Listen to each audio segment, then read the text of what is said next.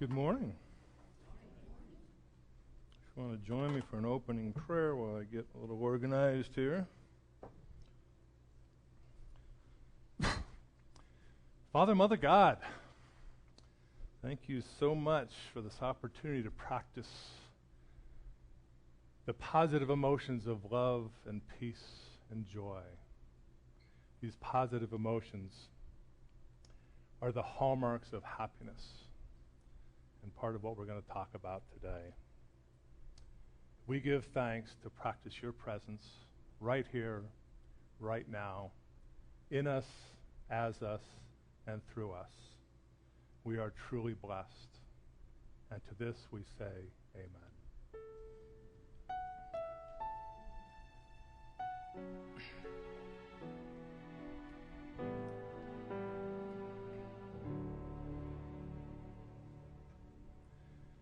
And I say most of you guys know me. My name is Patrick Sanders, for those that do not know me. Unity practitioner for 29 years. Founding member of this congregation here for almost 14 years. And I am blessed to be here today. And I want to give so much thanks to Ann and the band for doing Don't Worry, Be Happy. And they're rocking music today. And I don't think this jacket's going to make it today. So 3 boys were in the schoolyard, and they're talking about their dads and who makes more money. And the first guy says, well, my dad, he writes some words on a piece of paper. He calls it a poem. He gets paid $50. Next kid says, well, I got that beat. My dad writes some notes on a piece of paper, calls it a song, and he gets $100. Third kid says, I got you both beat. My dad writes some words on a piece of paper, calls it a sermon, and it takes 8 people to collect all the money. So I don't know how other people do it for the talk titles. I came up with Don't Worry, Be Happy several months ago, and I just knew, and maybe it was when I listened to Bobby's song. It came out in '88. And maybe I just knew that was something. I had no idea what I was going to talk about. But I love Don't Worry, Be Happy. I try to live that. And this fella up here on the screen, Omar Khayyam, he says, be happy, for this is the moment. This moment is your life. He was a philosopher, and he was born in 1048, if I remember right. Yeah, so this message has been around for a long time, and it reminds me of the Course in Miracles message here. And I've been a student of Course in Miracles. I've done it 3 times, once as a facilitator. It says, the instant is the only time there is. I have conceived of time in such a way that I defeat my aim. If I elect to reach past time to timelessness, I must change my perception of what time is for. Time's purpose cannot be to keep the past and future one. The only interval in which I can be saved from time is now. For it is in this instant has forgiveness come to set me free. The birth of Christ is now, without a past or future. He is his present blessing to the world, restoring it to timelessness and love. And love is ever present here and now. Thanks for this instant, Father. It is now I am redeemed. This instant is the time you have appointed for your Son's release and for salvation of the world unto him.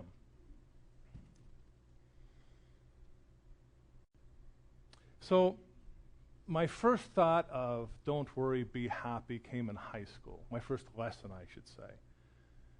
And in hindsight, I think it's kind of a blessing, because it came from a teacher. I went to a Catholic high school, an all-boys high school, that focused on scholastic and sports. In fact, a bit of trivia, 3 fellows that came from our school were Lynn Swan, Barry Bonds, Tom Brady. So we focused a lot on sports, but you had to get good grades too. Well, I got my first D in world, and I was devastated. I knew that my parents were not going to be happy about this. And so in order to be a coach, you have at least one subject. So this particular fella, rumor had it that he really didn't know world history, that he read one of the other teacher's notes.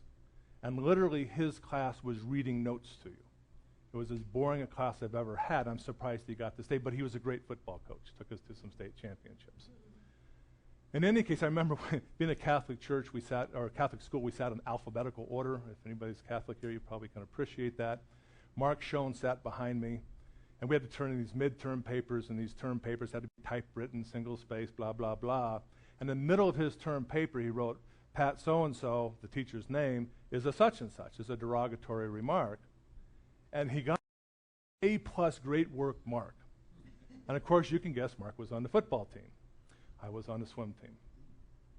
So in any case, this is the kind of teacher he was, and I got my D, devastated, and I went to a Catholic school 10 miles from my house, and we didn't have a bus system then. So I took Greyhound bus, unless it was swim season, and then I carpooled. And so I walked down to El Camino Real in San Mateo, and what my parents didn't know, they gave me 35 or 45 cents to take the bus to and from, what I would do is I'd hitchhike before the bus came, and if I got a ride, then I was set. I got to put the 35 or 45 cents in my pocket. Well, this fellow picks me up, and I guess I'm visibly disturbed about this bad grade I got. I'd never got a D before.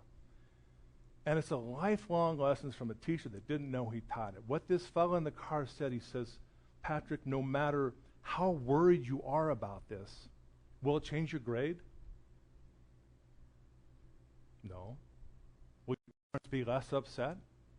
No. So what can you do about it? I don't know. He says, why don't you talk to your counselor tomorrow? See if there's some way you can bring that grade up. I met with Father Carl Schipper the next morning, and they just started a program. You could go to summer school, and if you got a better grade on that summer school, you could put that on your transcript. So I went home that day and told my parents, I got a D, and I was worried all about it, and here's what I'm going to do about it. And they didn't know what to say. They were happy that I came up with a conclusion. So that was my first take on don't worry, be happiness, or be happy. So if happiness is our destination, what does happiness mean to us, right? What does it mean to us? And so to draw that map, let's talk about what happiness is. I did some research for this. And I was on this day, and then David was going to postpone his vacation because we're going to do some marketing on a jazz station. So I was going to talk at the end of August, and last week I found out I'm talking today. So I did a little research on this. And with the research I did suggest that happiness is a combination of how satisfied you are with your life and how good you feel on a day-to-day basis. Is that fair? Does that work? I mean, it's just a blanket, because it's a little different for each one of us, right? But that's the blanket statement that I came up with. And happiness, it doesn't just feel good, but it really gives us some tangible benefits, and not just to us individually, to those that are our friends, our family, even our communities, even to society as a whole. The positive effects of happiness scientifically prove that it's directly related to superior physical health, mental health, creativity, productivity, higher income, a more pro-social social behavior, and stronger interpersonal relationships. And that makes sense to me, because when I feel down in the dumps, none of that stuff happens. In Galatians, Paul says to the Galatians, but the fruit of the Spirit is love, joy, peace, patience, kindness, goodness, faithfulness, gentleness, self-control. Against such things there is no law. They are right to have. And furthermore, if these positive emotions of love, peace, and joy, and everything that Paul said, those are the very hallmark of what happiness is. It's our right to have that. But it's also very beneficial when we go through those negative experiences. And negative experiences are a part of life, right? We all go have negative experiences. Obviously, the list is endless, but it could be illness, yours or one of your loved ones, death of a loved one, victimization, a failed business, natural disasters, abusive relationships, financial crises, the end of a relationship, job losses, war. And chances are we've been through a lot of these ourselves. I know I've been through a lot of those. In fact, a few years ago, my house got burglarized. And it was at a time where the banks were failing. They weren't sure what was happening with the FDIC. I took all my money out of the bank. I had it in my house. I got all my money, a little bit in a retirement account that I didn't have out. Almost everything of value. Bunch of jewelry, stereo system, leather coats. I mean, everything I could imagine.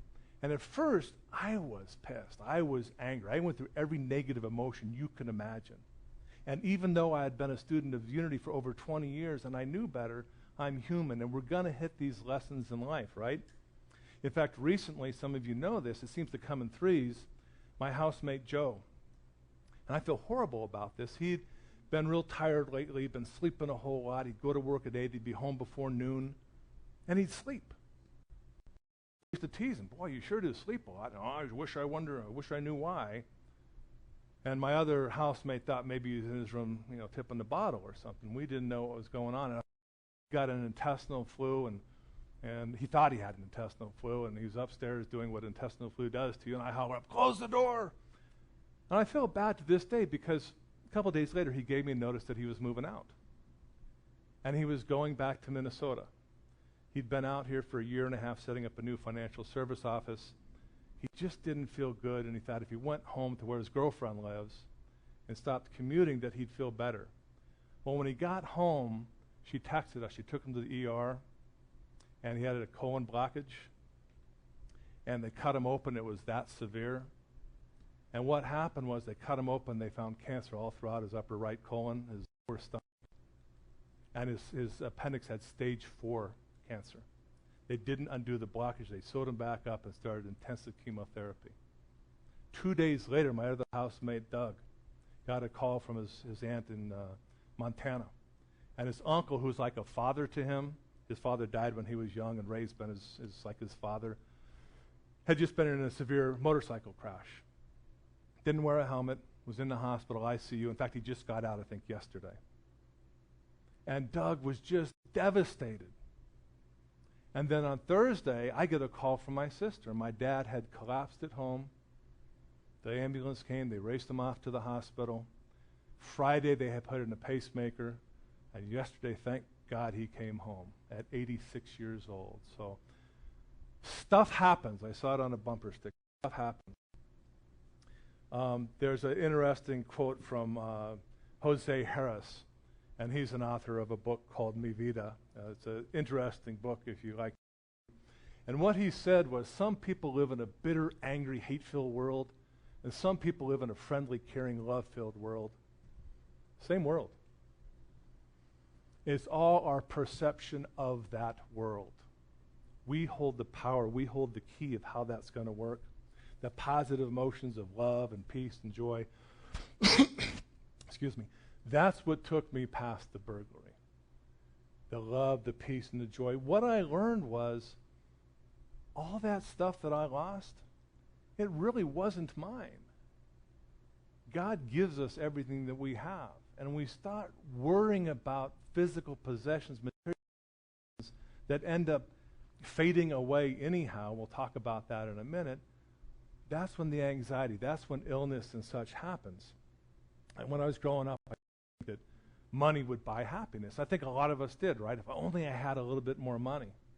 And I've made a lot of money in my life. In fact, when I went through a divorce in 2000, I owned a mortgage company that was doing $60 million a year in loan volume. And I don't tell you that to boast or anything. I tell you that to make a point. With all that money, it didn't help me overcome that feeling of failure. That feeling of sadness.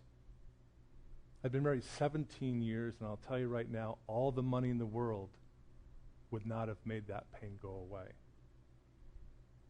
Think about a time you fall, or maybe you got a substantial raise, or maybe from the time you first started your professional career to where you made the most money, where there's a substantial increase of income. If you had that, chances are for a while, it made you happy, right? Because of the things that you could buy with that money, the change in the lifestyle that you had with that money. But for most folks, after a while, that money gets absorbed into your budget. And that thrill and that excitement goes away. I remember when I was first separated. that feeling of being all alone, that feeling of intense sadness. And I thought, well, maybe if I am with somebody else, that'll make the pain go away. Well, I got married in California, and so I had never dated in Colorado. And let me this world's a whole lot different than dating in your 20s. I don't know that I still know how to date. It's different subject, different talk, right? So I called up some old friends in California, and I flew out there, and I had some fun when I was out there. But at the end of the trip, guess what? Still lonely, still sad, didn't do anything about it. So there's a lot of lessons you learn just from looking at your life. Back here, my friends would take me out to the bars or the clubs, and certainly alcohol would mask the pain for the night. Dancing was a blast. It was a lot of fun. It was a distraction. But that was all temporary, right? I certainly didn't want to go out drinking every night. I just didn't feel good to stay drunk. It didn't make it go away. But when you're in that much pain and you don't know what to do to be happy, or maybe you forgot what to do, maybe you didn't remember that this too shall pass. But what I did learn in hindsight is that sex, money, alcohol, some people turn to drugs. They're just distraction. They're just masks. They don't help you be happy. Does that make sense? Certainly if you're living hand to mouth, money can make life more tolerable. But I really don't think that we're here to be tolerated. Ecclesiastes said we're here to be, or Galatians said that we're here to be. It's our right to be happy. Another quick story about my housemate, Doug. He went through a horrible divorce. He was married to someone that he probably shouldn't have been married to. He got married in the first 3 or 4 months after he met her. Over this 14-year marriage, he'd put on like 100 pounds. He drank way too much, had a miserable life. He got a drunk driving. That was the beginning of his turning around. And being around other people that is happy, that's probably one of the keys. Be around like-minded people. And Doug decided to make a change. He lost 100 pounds in weight. Last year, he decided he's going to start climbing 14ers. A couple weeks ago, we did Bierstadt. That was his 16th 14er. He's up today climbing 2 more. Actually, he's camping tonight. He's going to climb 2 more tonight. He'd never been in good physical shape. This was it. Change in perspective of what he wanted to do. He decided he's going to learn how to snowboard. He went up 20 some odd times last year, the last time he tried to jump. I mean, it's amazing what that paradigm shift can do for us. What I learned in this study is, I think it is up there. Oops. Well, first of all, Doug, what we talked about is every single thing that happens in your life is preparing you for another moment that is yet to come.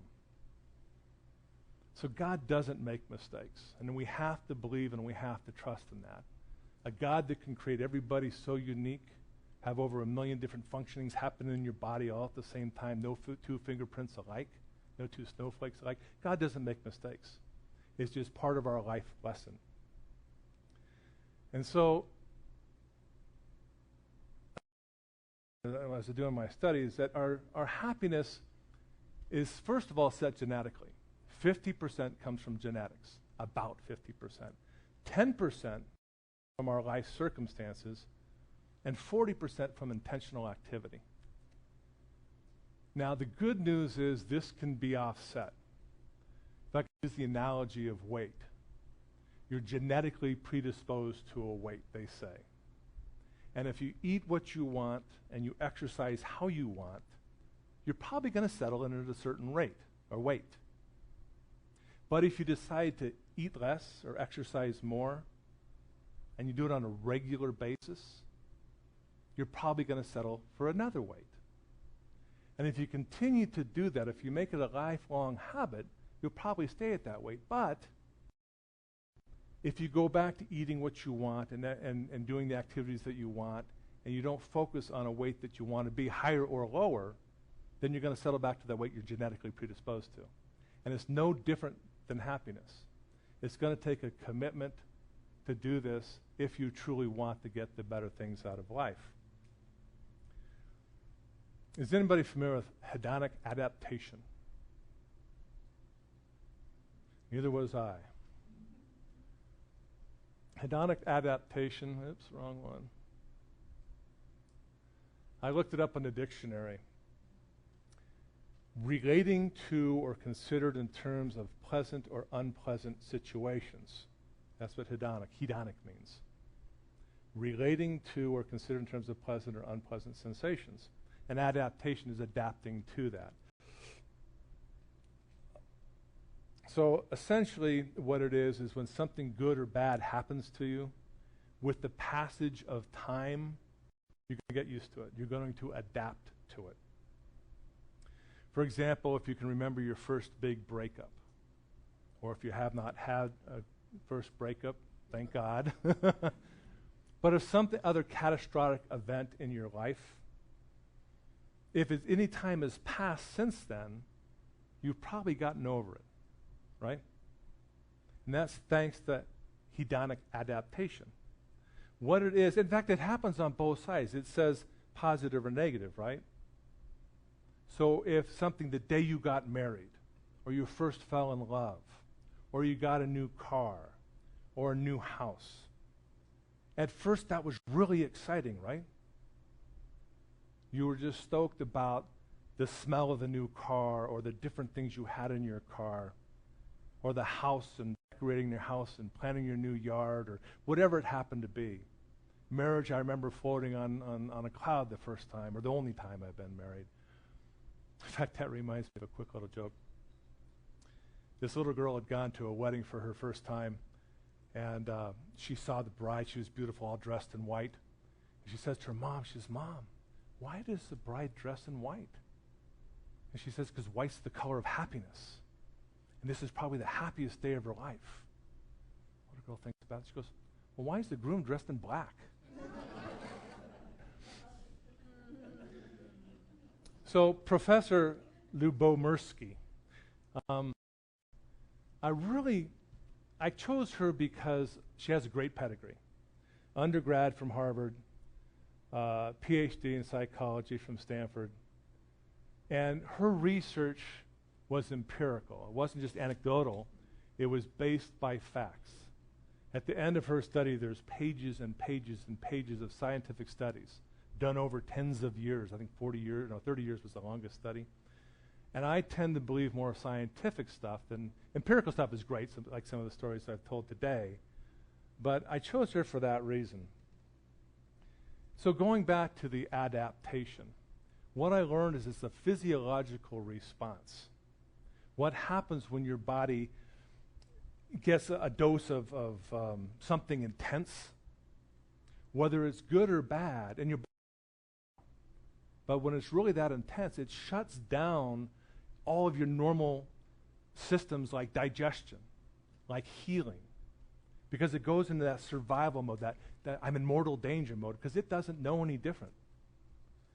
And so if you think about people you might know that are chronically stressed, chances are they're probably not real healthy.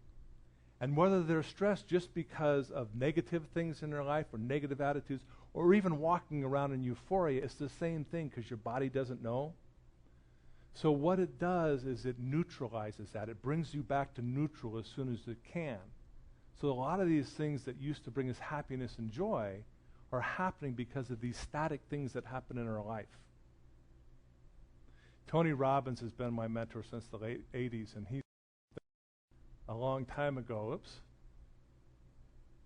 he says stress equals dis-ease or disease. Stress is the number one cause of illness in the world today. William James is an American philosopher and psychologist who also was a trained physician, and way back at the turn of the century, he's the first educator to offer a psychology course in the United States and one of the leading thinkers. And he once made a remarkable, rather radical proposition: my experience is what I agree to attend to. Does that sound familiar to anybody? Maybe,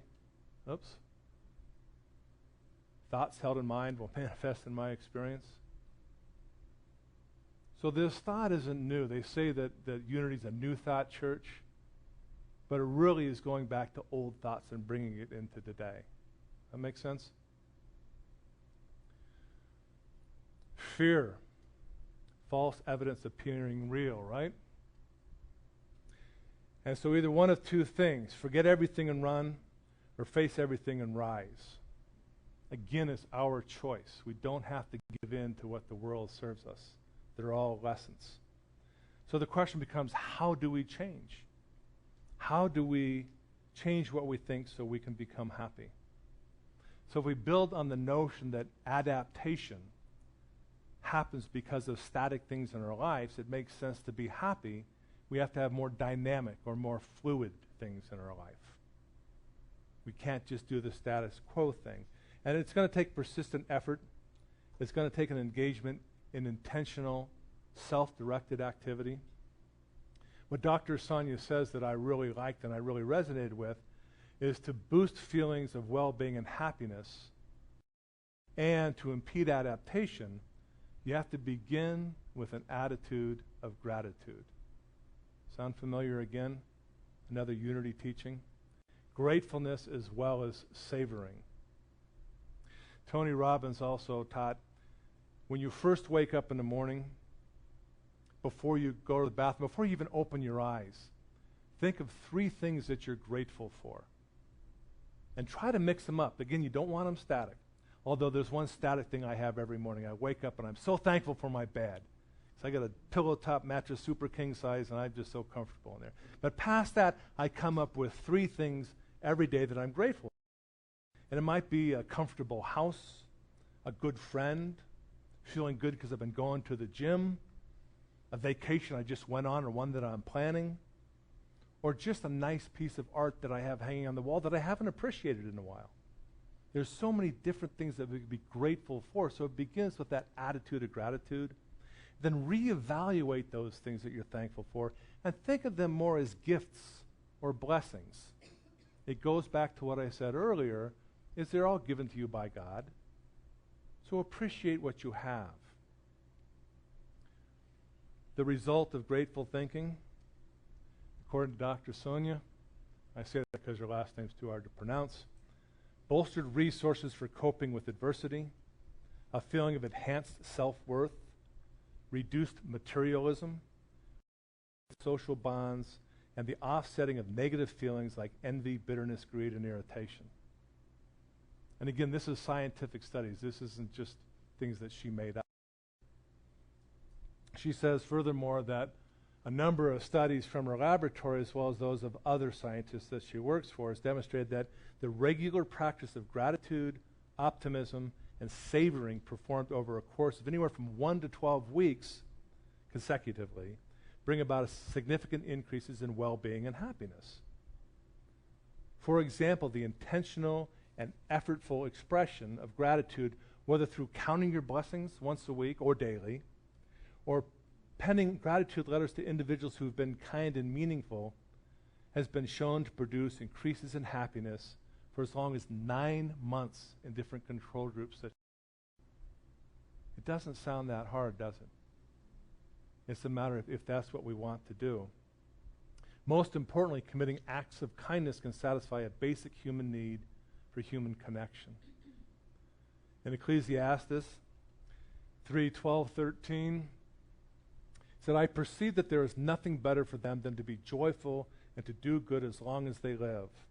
Also that everyone should eat, drink, and take pleasure in all his toil. This is God's gift to man. And it's thought that Solomon wrote this, and Solomon obviously is known as a very wise man. And then finally, there's a quote from Buddha that I've always liked. Oops. In the end, only 3 things matter. How much you loved, how gently you lived, and how gracefully you let go of things not meant for you. So in conclusion, don't worry. Don't worry about the people that judge you. If they don't truly know you, it doesn't matter what they think. The only thing that matters is what we think about us. Nothing else matters. Listen to that inner voice. That voice that's always been there. The one that says you're great, you're awesome, you can do anything. Listen to your voice. Sometimes it gets squashed by others. Don't let that happen. We know that we're going to get tested. We've all been tested. God knows it happens every day. But like any other test, know the answer. We know what happiness does now. One of my favorite sayings is, life is the school and love is the lesson.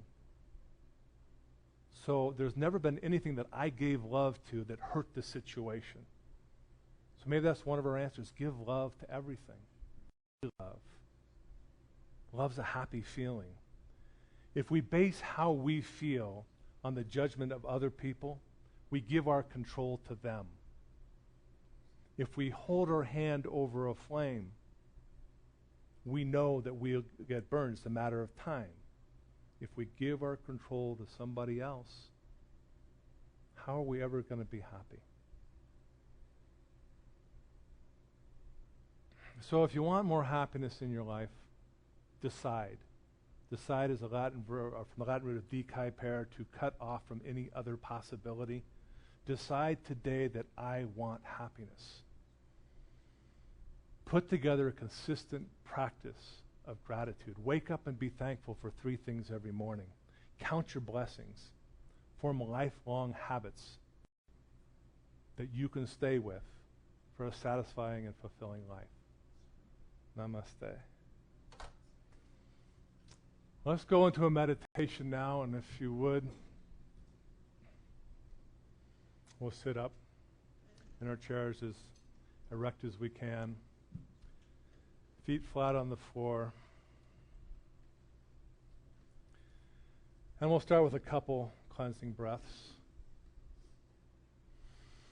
Breathe deeply, completely filling your lungs from your diaphragm all the way up. And then let that breath and breathe on your own accord. But your second clearing breath, do the same thing. As deeply as you can. And let that air out, clearing everything from the diaphragm out. The next breath you take, breathe in happiness. Breathe out worry.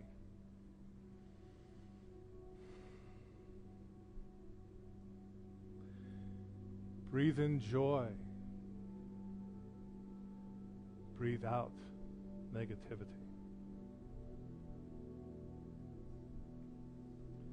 Breathe in patience, kindness, goodness.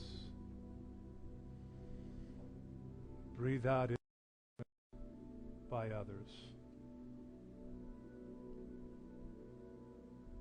Breathe in faithfulness, gentleness, self-control. Breathe out any other worries that may be impeding your happiness.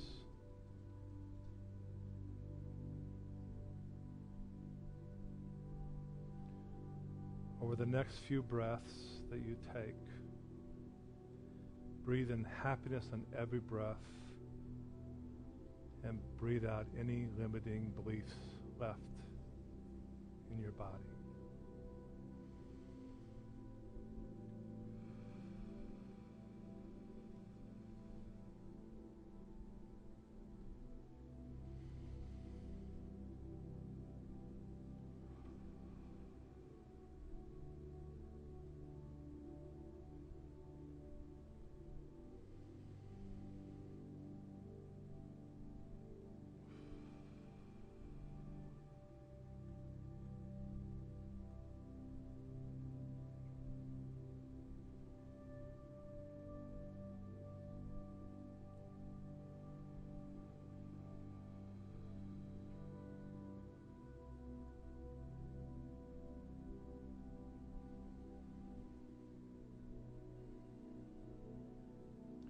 Know that it is God's gift for us to be happy, and that it is ours for the taking.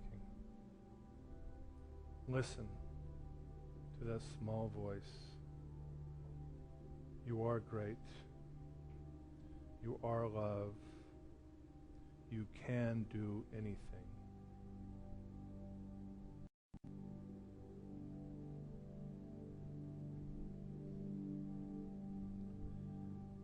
As we come back from this meditation, let's come back with the words to the Lord's Prayer.